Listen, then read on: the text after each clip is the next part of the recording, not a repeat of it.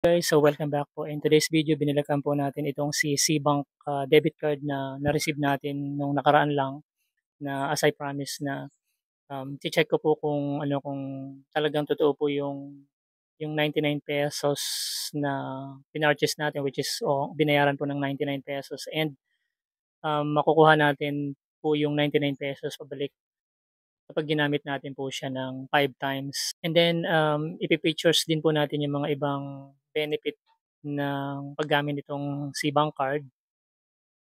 So yun nga guys, so after nung in-apply ko po itong si Cbank debit card, so dun lang po sa apps, pipindutin niyo lang po yung apply, tapos kung ano po yung address niyo po na naka-register dun sa apps is yun po yung address na padadalhan po nung card niyo. So yun nga po, nung nag-order tayo, sabi niya within 10 days of nung application, so mare-receive niyo na po yung physical cards.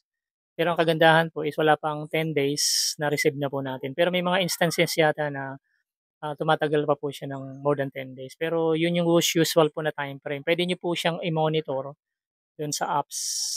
Tapos meron siyang tracking number. Malalaman niyo po kung nasaan na. Parang 'pag umorder kayo sa Shopee, like makikita niyo kung kung prepare na, kung nasaan na po siya, kung saang point ng location na po siya. Yung tsaka yung estimated time. Maano niyo po, mamo-monitor. Eh, yun nga po guys, so na-receive na po natin yung card natin as yung pinicture natin sa last video natin na pinakita natin. And ito po yung card niya, yan orange talaga, as in like katulad ni Shopee, kasi isa lang po may-ari nito, si Siman. So ang kagandahan po ng debit card na ito is ano na po siya guys, card free. I mean, number free, wala na po talaga siyang card number sa physical card niya. So, ang kagandahan dun is napaka-secure. So, kahit lantaran niyo yung i-open sa public na nagwi-withdraw kayo, napaka-safety. Isang features ni Cbank card na makikita niyo lang yung card information niya dun sa apps. So, ganyan po, wala na po siyang card number sa likod. And then, so ginamit po natin siyang pag-withdraw, kung totoo ngang kung talagang gagana sa mga ATM card, kasi wala na akong card number, eh. So yun po, ginamit natin siya sa BPI, and shoutout nga pala dun sa kay Lodi natin na nagtatanong, si Sir Jerome Tundag, kung magkano raw po yung fees na tina-charge niya sa ATM. Kasi 'pag nag-withdraw kayo ginamit niyo 'to, wala pong lalabas, eh. Parang na kaagad number tapos yung amount. So wala nga siyang sinasabi niya, 'di ba 'pag nagwi-withdraw tayo na itong ATM natin is nagcha-charge ng 18 pesos. Makikita niyo po yung charges niya. Ito transparent naman kasi itong si Cbank. Makikita niyo po yung charges niya dun sa mismong apps niya, pati yung mga cashback niyo, yung rebates nasa apps po. So ito po, para sagutin po si Sir Tundag, Jerome, ito po sir yung niya, yung charges niya. So screenshot natin. So 15 pesos po yung china-charge niya. Hindi katulad ng mga usual na debit card is 18, pero dito kay Cbank is 15 pesos lang. So isa yun po sa mga nagugustuhan ko rito sa bagong issue ni na features ni Cbank card. Parang kakaiba na sa mga usual na mga debit card. Pero andun pa rin po yung name niyo guys. Then dun sa nagtatanong po na kailangan pa bang pirmahan, pirmahin niyo rin po kasi kasama po yan sa features niya, na talagang pag-aari niyo po na pirma niyo po yun. Pero ako kasi hindi ko naman pinipirmahan na yung mga card. Pero mahalaga pa rin po yun na dapat may signature po. Kasi minsan yung ibang mga outlet naghahanap sila ng signature. So signaturean niyo lang. And then, anong kagandahan pa, ano pa ba ibang mga magagandang features nito kay Cbank debit card? So, yung isa po sa mga gagandang features niya is yung mga pa-cashback niya tsaka yung pa-rebates. Kapag ginamit niyo po siya sa QR, yung pagbabayad ng mga bills niyo, meron siyang pa-cashback na 2 pesos. And then 'pag ginamit niyo naman po siya sa mga grocery, sa pagbabayad, so 1% cashback po, 'di ba? Puro ano po siya, pamigay pabalik.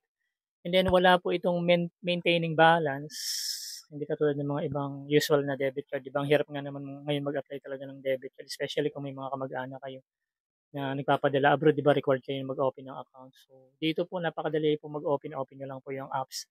Tapos kung gusto niyo po, magkaroon ng rebate na 50, ilalagay ko po diyan yung link ko sa baba, ano niyo lang po yung yung referral code, nandiyon po sa comments field po, para mayroon kayong rebates. Madali lang po sa apps. And then ang kagandahan pa, isa pang kagandahan nito is kasi associated siya ni Shopee. So ang pagbabayad kay Shopee ng SPay or yung yung mga purchases niyo, 'di ba, yung mga installment niyo.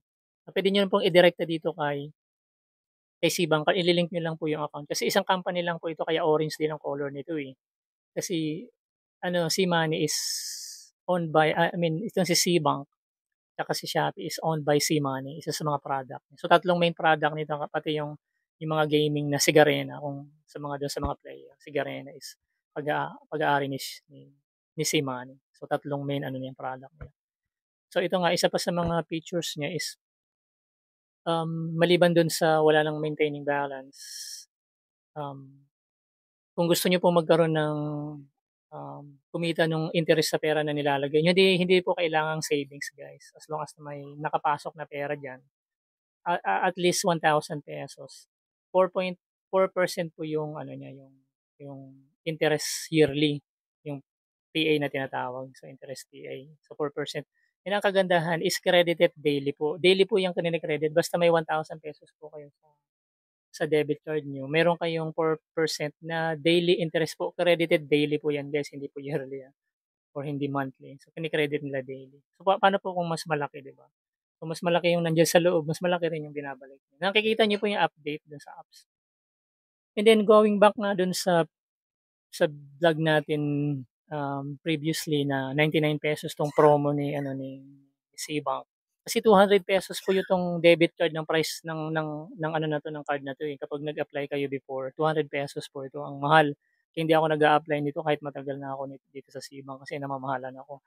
Ngayon nung nag-open sila ng promo na ₱99 na lang, 'di kinagat ko na, eh, tapos sabi pa niya ibabalik pa niya yung ng ₱99 'pag ginamit mo siya ng 5 times. So sinubukan ko within a week lang, yung purchases ko hinati-hati ko para makuha ko agad yung 5 transaction. So halimbawa ₱100 tapos bumili ka uli ng 50 or ₱100 hanggang umabot ng 5.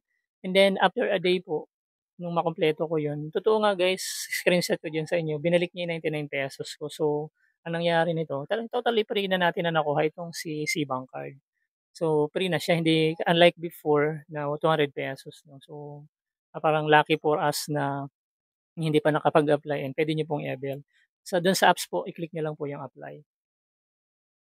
And then one of the best features na nagustuhan ko talaga kay SeaBank bilang isang digital bank, kung sawa na kayo sa mga transfer fee, 'di ba, from one bank to another bank, like ₱10, ₱15, napakalaking halaga po nung ₱15. Paano kung 10 times kayo magta-transfer, ₱150 po 'yun.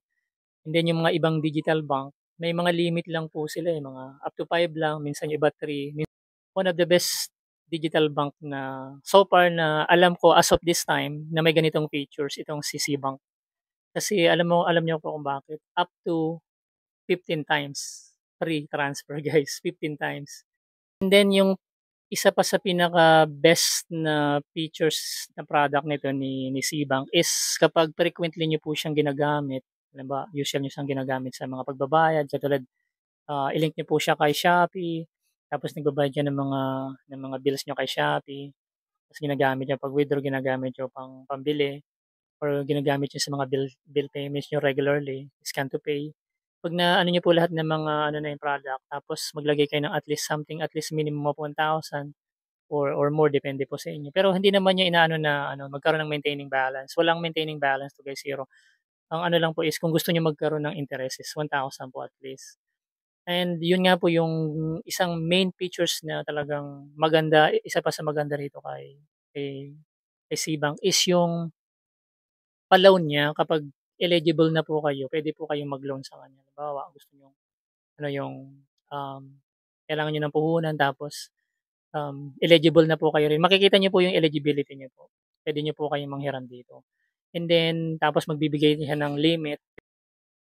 So, as a review, unang-una sa lahat guys, disclaimer lang po na hindi po tayo binabayaran ni SeaBank para i-promote 'tong SeaBank Digital Bank is ang ipino-point ko po rito is yung mga features na binibigay niya and as a personal experience po, to help you decide kung gusto niyo pong gamitin 'to si SeaBank. So overall, rating po o review para sa akin, thumbs up po tayo rito kay SeaBank kasi yung mga rebates, yung mga cashback na binibigay niya, walang maintaining balance, security features ng card, and then currently yung promotion na free card to avail na wala kang babayaran, napakagandang features na nun po.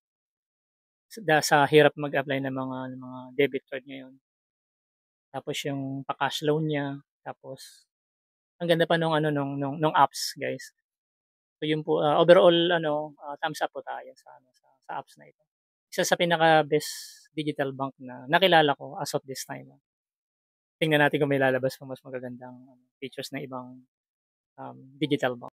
Yun guys, kung may mga katanungan kayo about features nitong si Cbank na kaya nating sagutin, mag-drop lang po kayo ng comments niyo diyan sa baba and sisikapin natin pong masagot po yung mga question niyo. And once again guys, kung gusto niyo mag-apply dito kay Cbank, meron po tayong link sa baba para gamitin niyo po yung link or yung referral code natin guys. And marami pong salamat sa patuloy na pagsubaybay at panonood sa channel natin. Kung ito yung mga interest na nagugustuhan nyo about sa mga topic na ganito, tuloy lang po mag-subscribe yan sa baba and click nyo rin po yung bell notification para ma-notified kayo kung may mga bago tayong video na ilalabas. Once again guys, really appreciate watching this video and hope to see you next time.